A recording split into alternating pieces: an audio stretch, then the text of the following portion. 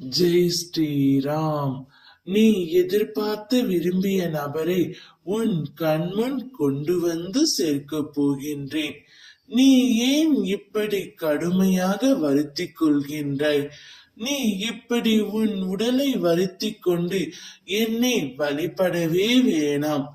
நான் எப்பொழுதும் உனக்கு துணையாக உள்ளேன் என்பதை உனக்கே தெரியும். அப்படி இருக்கையில் நீ படும் துயரங்களை நான் அறிய மாட்டேனா என்ன? நான் உன் வேண்டுதல்களை என்றும் அலட்சியப்படுத்தியதே இல்லை.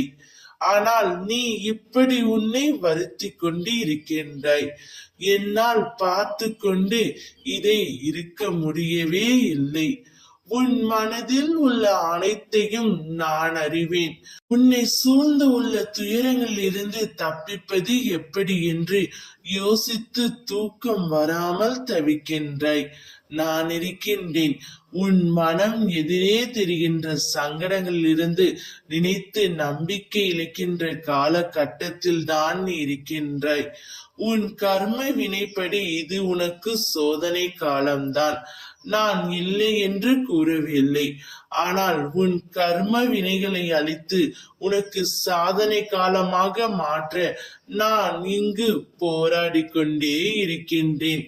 இன்னும் சிறிது காலத்திற்கு சகித்துக்கொள் வாழ்த்தங்கமே.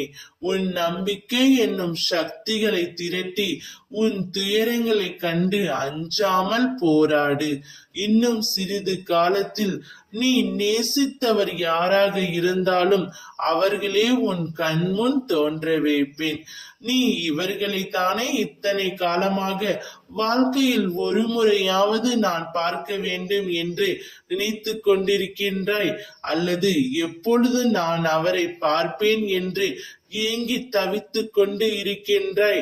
அப்படிப்பட்ட உறவுகளை உன் கண்முன் கொண்டு வந்து சேர்க்க போகின்றேன்.